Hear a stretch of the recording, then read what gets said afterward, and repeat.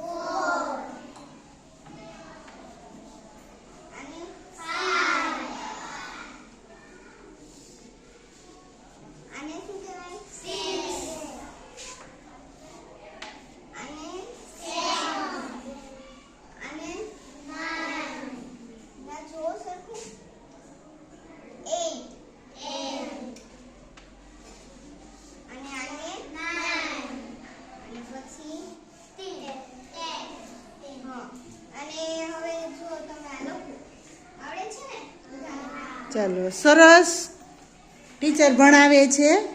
તમને બધાને મજા આવે છે? ખૂબ મજા આવે છે.